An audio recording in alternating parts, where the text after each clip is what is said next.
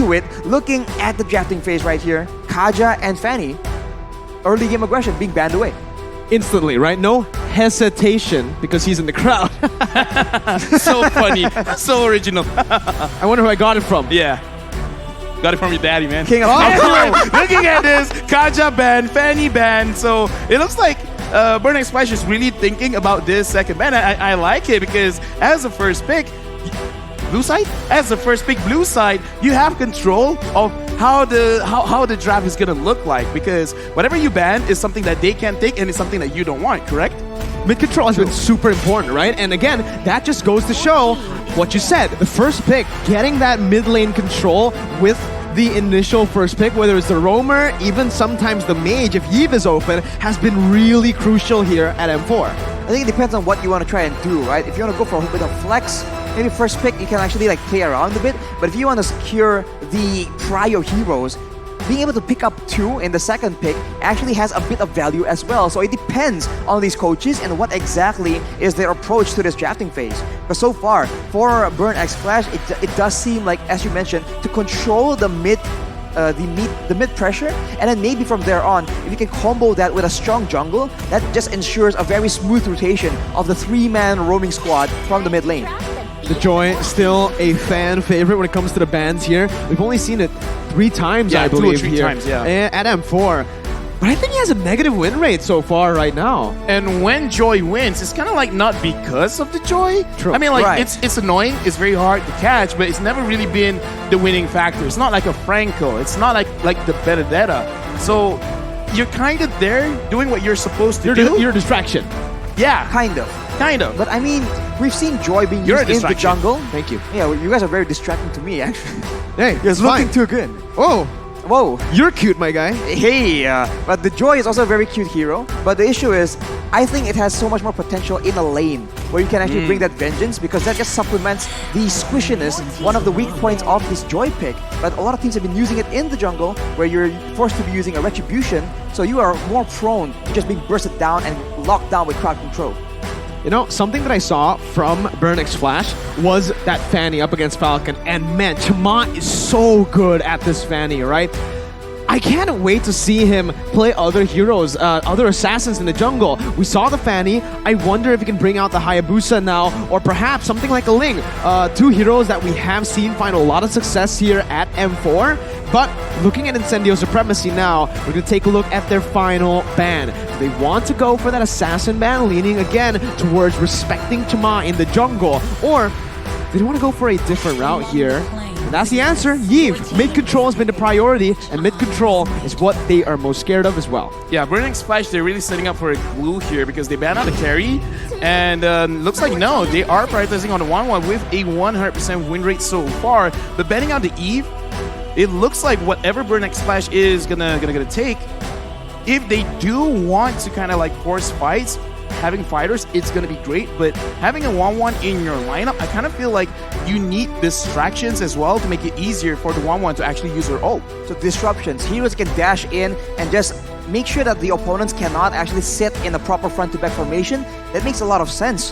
But in the current meta, we saw the Grok being very, very effective at doing that, just walking around, denying fight control, and also just knocking everyone up with a wild charge. The glue, though, has been the more popular pick, but now it's a fair miss as well.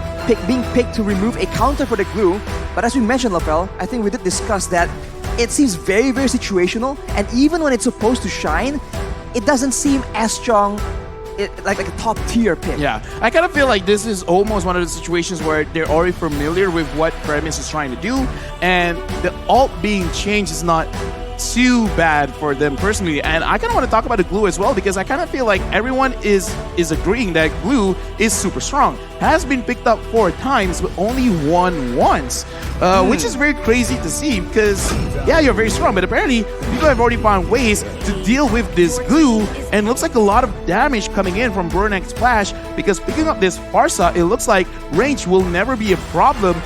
So even if 1-1 can't catch someone with her ult, you got Farsa to just burst them down with some meters coming in from out of nowhere. You got Poke, you got a solid frontliner, and a 1-1, right? So far it's looking like a front-to-back composition from Burn X Flash. Meanwhile, Incendio, they're building towards a dive composition here already with the Pheromones and the glue that really wants to just dive and split the team up. Well, they're diving here towards a Fredrin, though. That's a lot of crowd control. And that combo, a Farsa and a 1-1, right? Everyone getting chunked down by the Feather Airstrike can allow for a very devastating crossbow of tank that can be transferred to multiple people. So if Incendio doesn't get careful with how they want to draft here, it's going to be confusing, but whoa, it's going to be a Clint. I gotta ask you, Mirko, because yeah, you play the gold lane a lot. How does this matchup look like between the 1-1 and the Clint? Clint has an insane advantage up against the 1-1, right? Obviously the range and the poke, and obviously just the base damage in the early game. Clint absolutely dominates the 1-1. Thing is, it needs to be a 1v1, it needs to be a duel. It almost never is a duel in the gold lane. You always have someone coming by towards that gold lane, whether it's the roamer, or if you're looking at Burn X Flash's composition, it should be both roamer and mid laner. They picked that Farsa for a reason. It's for that additional mobility with the Wings by Wings, and Clint's gonna be very, very careful. He has to be very careful, because if he's not, he's gonna be punished early on. And as you mentioned, Mirko, the Clint needs to actually get an advantage in the laning phase. Otherwise, the pick becomes quite irrelevant in a sense. There's no real reason to pick it against that 1-1. So if in the early game, Burn X Flash just moves a lot of members, all the way since level 2 even, they can completely shut down the Clint because they can read how the Clint is supposed to be playing. Unless Incendio has some next level mind games here, it's going to be very difficult for this gold lane to actually pay out. Right now, looking at the ban, because they could have used the Lolita for themselves, so either they don't favor the Lolita or it's showing that they want to group up together, because so far, the Lolita has been used when going up against like a Nestus, like a Pheromones, where you know they will come together. So Lolita out of the picture, does this kind of show what kind of draft they want? Technically, there is a possibility of the glue going as a roamer, like be placed as the roamer for the team. It's not the craziest idea. It's not the craziest idea. I mean, we're seeing 2 roamer bans already, right? That might be Incendio saying, hey, we already have a roamer, you just don't know it yet. Maybe you still think it's going to the XP lane. It's still, you know, a possibility, and the Pheromones can also still be flexed as well if you really want to. So this is the current meta, guys. You never really know what's going to happen. What about the Clint? No? The Clint as a roamer? Clint jungler, mid laner. Jungle. That's quite the old meta. Toda would have done it.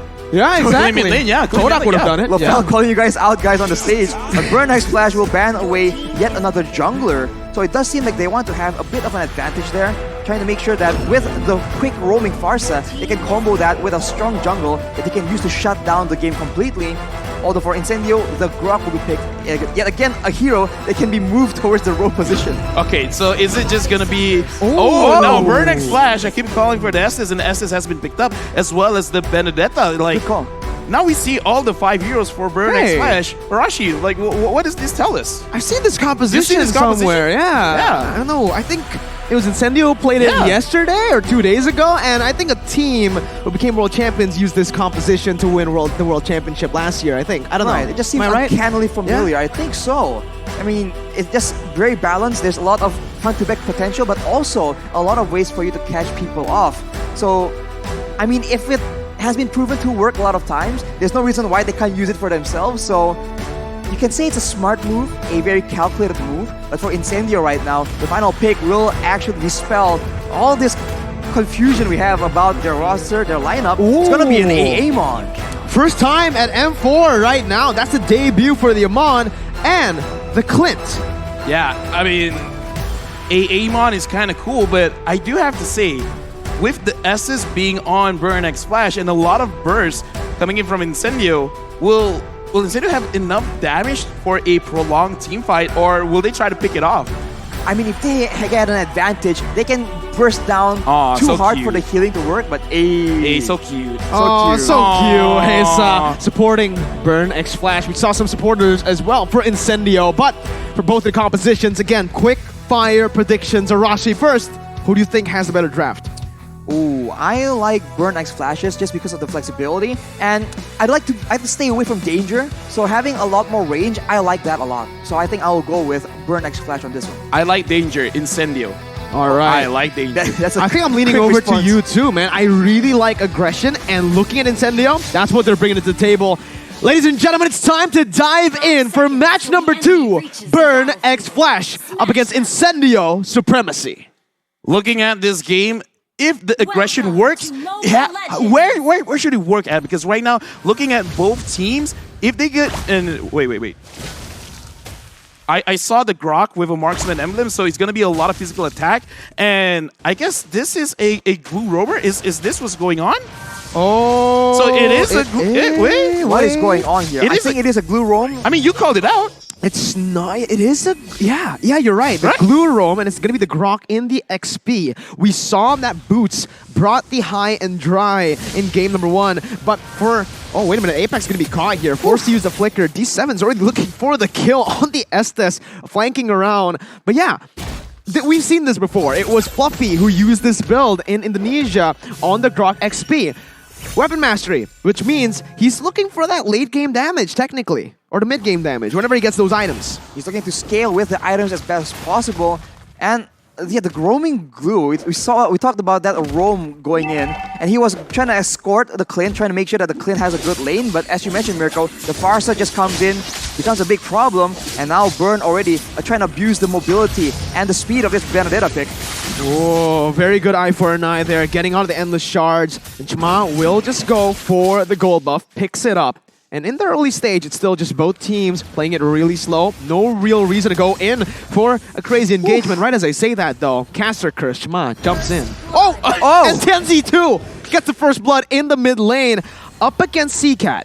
Cast the Curse is real, man. Every time we predict something, the exact opposite happens. And now with that pressure, they're going to go for that turtle fight. They have sustain, they have burst damage as well. So in the early game, this makes for a very dangerous combination.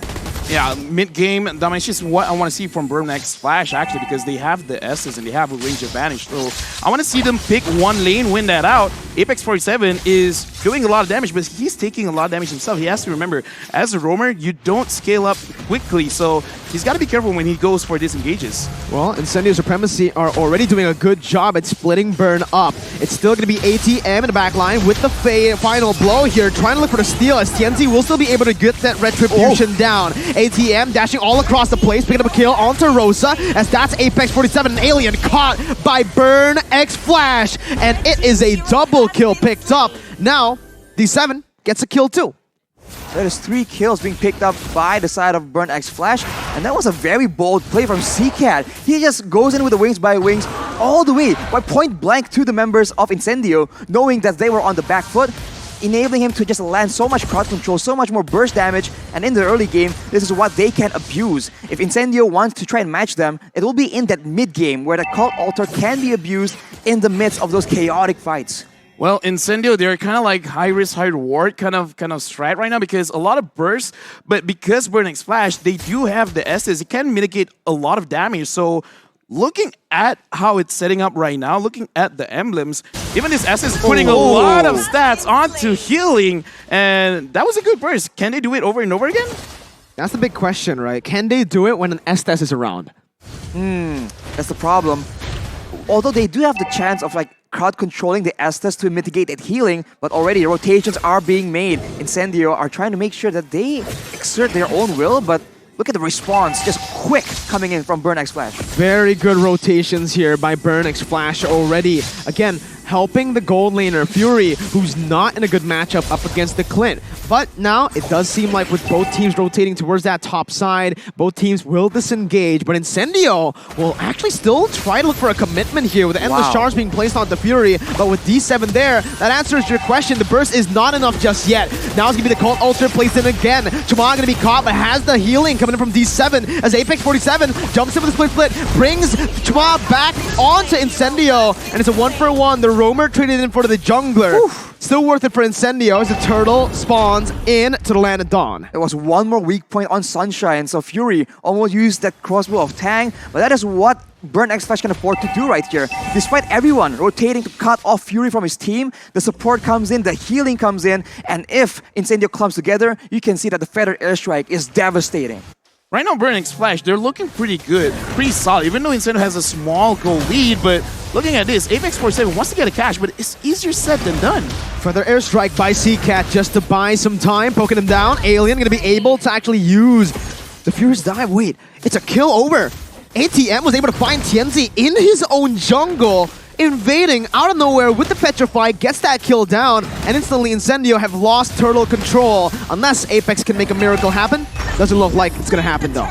It's such a tough situation for Incendio right now because Burn X Flash, they have the superior poke damage and they also have the superior sustain. So unless Incendio can get a very decisive engage onto the members of Burn X Flash, it's going to be very difficult for them to even get anything. And even if they engage, they need to make sure that it's on D7 because as you mentioned, Lafel and Mirko, that healing is just way too much for them to deal with in this early game without any items. Right now, I just want to talk about Burn X Flash because I'm your ATM right now. He's banking it on because TNZ can't do anything to this guy. This Benedetta is causing a lot of problems, not just with damage, not just with the control in confusion, but actually being a target of getting bursted down and taking absolutely no damage.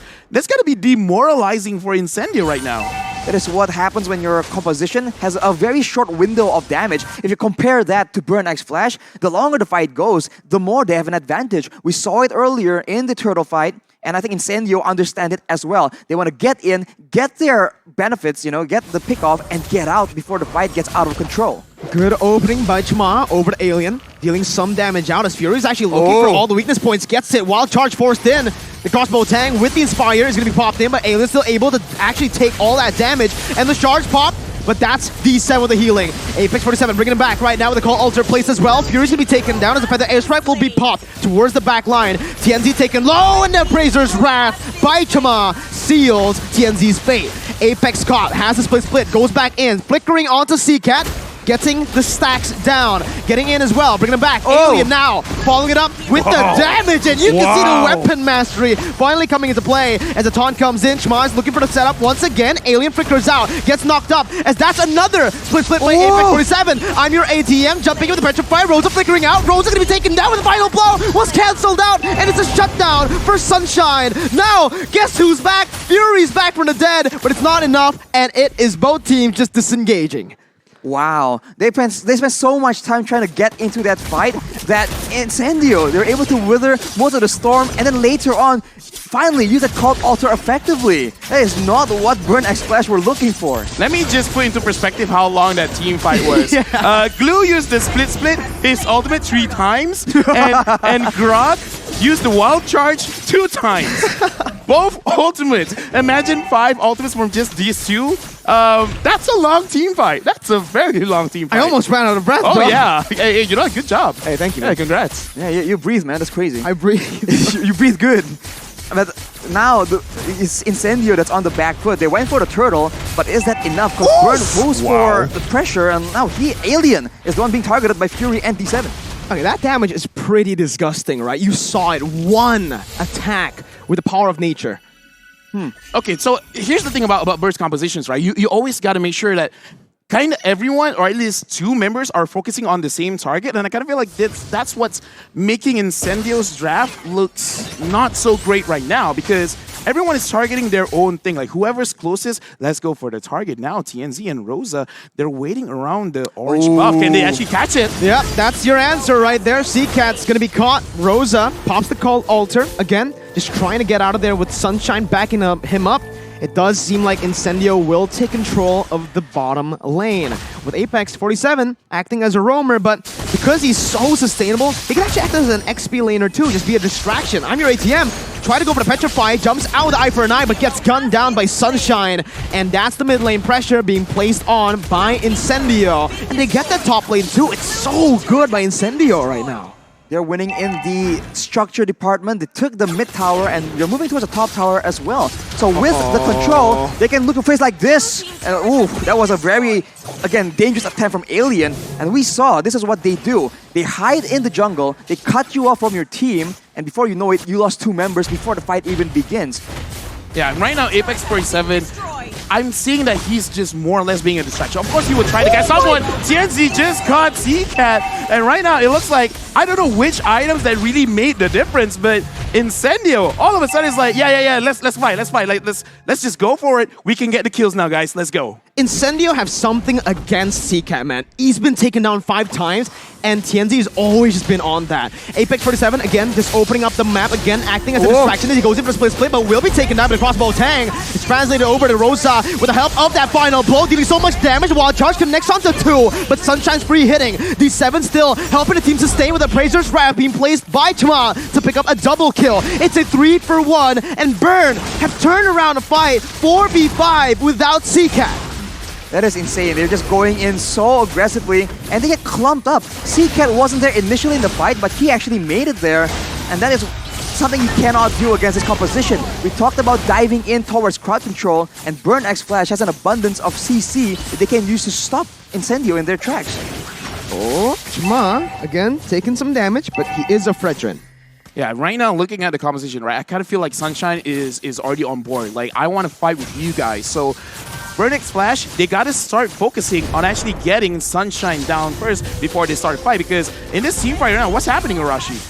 Initially it was a cult altar, but again, everyone's clumped up so deep into each other, and their member that's been shining so far is TNZ. It's an assassin that can delete one person, but he cannot delete the whole team. So we saw that TNZ was able to do a lot of damage, but everyone else are still able to survive and do the damage, and eventually Incendio just run out of steam. Right now, Burn X Flash, they're pushing in, and if I'm looking at mid lane. I don't know who's going to win this 1v1, but it looks like neither is going to win the 1v1 because now TNZ is getting pressured because everyone from Burn X Flash is moving towards mid. And I like this way of play. Focus on actually, moving together, actually using this SS to your advantage. You just saw D7 and Fury build that Athena shield at the same time. They understand that right now, Incendio, they need to play around TNZ. If their main damage dealers or their main support can get deleted, that is a huge blow to their teamfight capabilities, and they recognize that. So with the Athena shield, it means that Incendio's TNZ will be having a lot more of a difficult time trying to delete all those backline members. Yeah, right now, I honestly think at the 12-minute mark, it's time to transition, right? Your main carry was TNZ, but now it's about time to transition over to Sunshine, who has the damage, who has the weapon mastery as well. Apex, though, still able to actually get out of that with a split as Rosa tries his best to zone the members away. Both teams not really going to risk anything, not really going to commit to anything here in 12 minutes, still waiting for that lore to spawn back in. Right now, I'm actually just looking at TNZ because he is trying very hard to make sure that he is staying at the side of Burn X Flash jungle. And looking at the way that they're playing, I kind of feel like he wants to take out CCAT or Fury as fast as possible. And right now, Alien, he's alone. Can he actually get out of this? And it looks like Burn X Flash, they're not even sure where he is. They don't know Alien is there. Oh, Alien. Oh, there you go. He's spotted here. He jumps in, looking at Power of Nature, but will just use the Wild Charge to get out. Weakness point, the final one, not there just yet, but it is opened up. Alien isolated from the rest of his team. Fury has the crossbow attack, but will not use it, and that might be a mistake, as that's an endless charge placed onto him. Schwan's gonna be isolated, and he's gonna be taken down. The crossbow attack is dealing damage to himself with Apex on him with a split, and Fury now with no ultimate. It's gonna be ATM jumping with Pressure 5, finding the jungler, shutting him down. Apex running for the hills. The Feather Airstrike comes down to poke them down. Fury with the kill spree, chasing them down, looking for more weakness points on the board, but Sunshine comes in, gets the shutdown back. ATM loses his immortality. Rosa is all alone, and it's Burn who come out on top. That was a long fight, a long chase, and Incendio went for the flank, but they kind of didn't really get the best re-engage onto that fight, and that allows Burn X Flash to buy a bit more time, and eventually, as we said, the long drawn out team fights with the sustain, with the DPS, they come out on top, and it's so disastrous because the Lord is up at the same time. Incendio is still contesting, but it does not seem possible unless Alien can make something of a miracle play. We've seen a miracle play by Grok many times before. He's looking for it. He has the weapon mastery for a reason. He steals it for Turkey, for Incendio, to save the game for his team. He's an absolute alien for that one. I mean, you called it, man. We've seen so many miracle plays with the Grok. If you want to see it happen, like you do, this is why, like Grok's one of my favorite heroes. But okay, that was an insane play. But Incendio, they gotta be on the same. I don't know, man. Do I even really want to be too smart about this? Because that's the highlight of the day. That's the highlight of the day, man. Wow, unbelievable. I didn't think it was possible. I'll be real with you, but he proved me wrong, man. Alien saves that Lord play, and now with the Lord behind them, they have a chance to split up the members of Burn X Flash, and that will actually be very beneficial for their composition. They can get those pickoffs that's been very difficult to get when Burn X Flash is clumped up, working as a team together. Their comp works so well for sieges with the Clint. And with the Feather Airstrike being used up in the bottom lane, it leaves the mid lane susceptible to this kind of siege. You can already see it with the Lord taking the base turret down. It is going to be Incendio backing off instantly, still playing that disciplined game, not wanting to commit any further. Yeah, I kind of feel like if they want to go inside the base, it's going to be very difficult. Oh. TNC, hello, I'm your ATM. Well, come on home, stay in the base. And that's what they got to do, because if they want to go inside the base of Burn X Flash, it's going to be very difficult for them to engage. So they got to find a way to split Burn X Flash up and then actually try to engage. Exactly, when they're split up like that, that's when you can see TNZ just really take over. It is I'm Your ATM who was able to get a solo kill, but in this late stage of the game, against, full damage Amon, it's going to be too difficult, but the engage comes in. Alien again with Wild Charge onto 3, and the power of nature just seals Seacat's fate. The Appraiser's Wrath did not find him, but Fury's gonna be massive right now with the crossbow tank. A winner truncheon to bait it out and to get out. TNZ gonna be caught low as Apex 47 jumps in, but Fury is still kind of away. Sunshine guns him down, and that's 2 on the board for Incendio, plus the base turret. Okay. So pulling back to the game right now, 2,000 gold lead. Incendio, they got amazing damage, and right now Burn X Splash, I kind of feel like they gotta find a way. I love this game. I love this game as well. This game is fire. I'm fire, you're fire. You called it, Arashi. And right now, Incendio, they have a lot of burst damage, and Burn X Splash, they're trying to burn things down bit by bit. And look, talk to me, Arashi. What does Incendio got to do? What does Burn X Splash got to do to actually close this game? All right, for Burn X Flash, I think they have to try and get their sights onto Sunshine. Yes, TNZ is a problem, but they have items, they have ways to deal with that. Winter Truncheons, Magical Defense, Athena Shields, they have built that already, but Sunshine has been free hitting. He has 1 death right now. That is not okay. For Burn X Flash, the main damage dealer needs to be taken out, unless they want to lose in the whole front to back, because Fury on the 1-1 cannot just do the same kind of damage in a team fight like Sunshine on this Clint. And for Incendio, on the flip side, they can do what they've been doing right here, split up the team, ensure that the Estes cannot get full value from the blessing of the Moon Goddess, and beware of the Feather Airstrike poke damage. If it's down, if they can force Seeker to use it, they must do so. Oh, that was such a good eye for an eye to get out of Endless Charge, but the basic attack is all TNZ needs. ATM buys the Winter Truncheon, but it's not enough. It is not enough.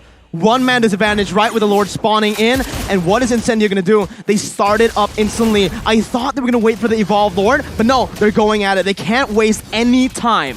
Yeah, I kind of feel like Burn X Splash, they got to see this coming, man, because whenever someone wants to split up, it really doesn't matter who you find, you're definitely going to die. So really, move as a team, try to put pressure, because right now, Incendio, they've reached their mark. They've reached their win condition. Burn X Splash, look at the game. Slow down, move together, stop getting picked off, because TNZ right now, he is loving this hero. He's loving seeing anyone moving alone. And it's crazy that he's so aggressive. He sees I'm Your ATM alone, and he goes for it on the opposite side of the Lord.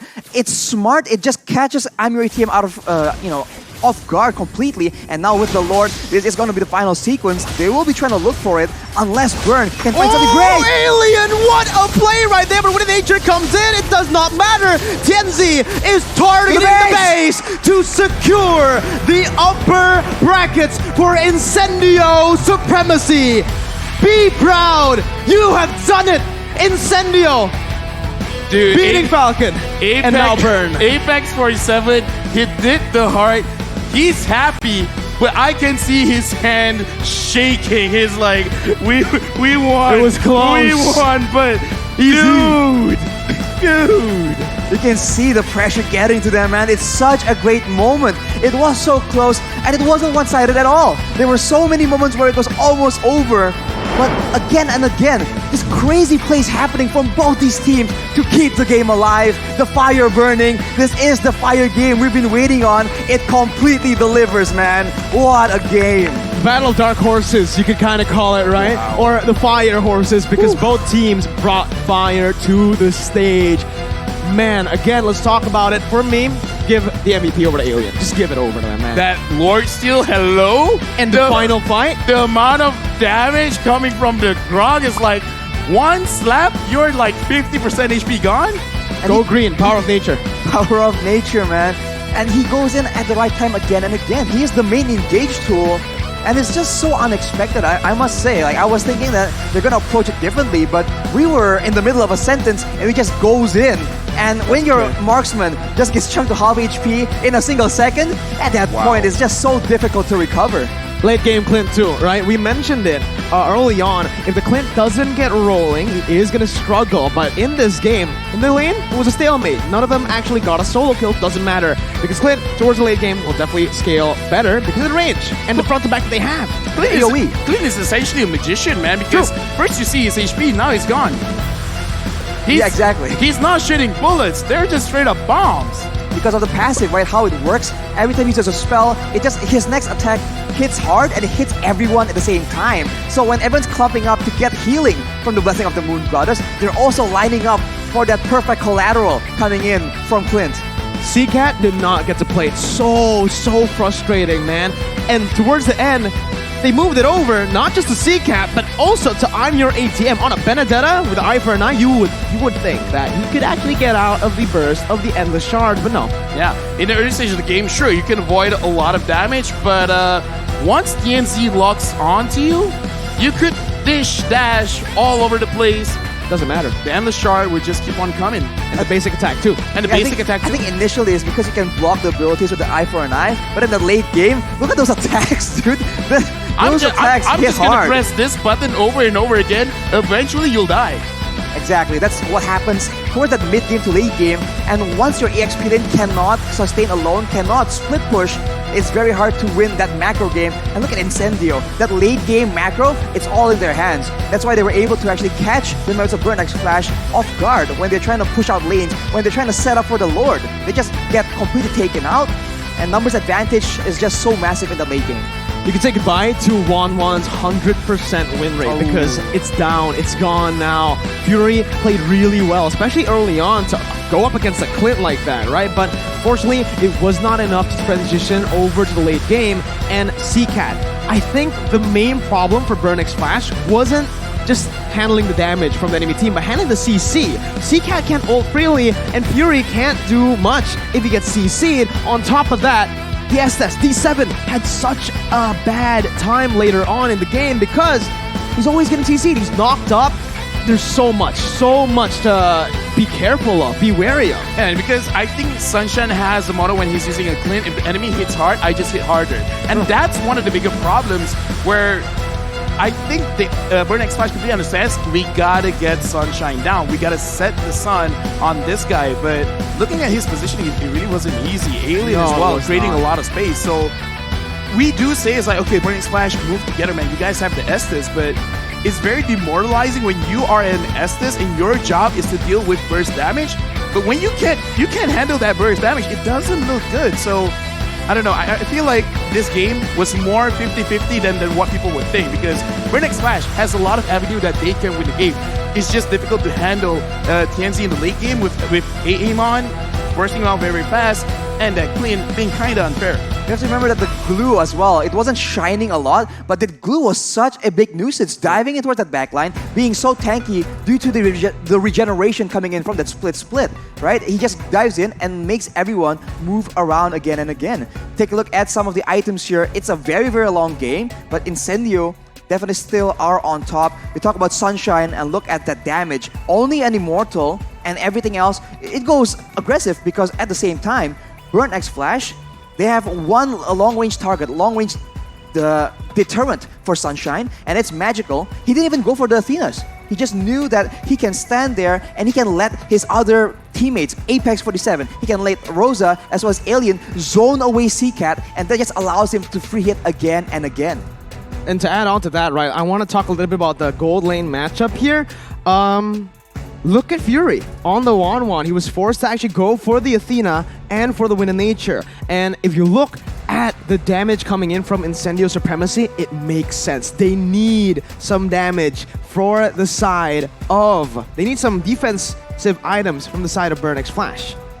Yeah, defensive items, it just makes it so difficult. So like, you know, if they wanna actually like, survive in the late game, it's gonna be too difficult.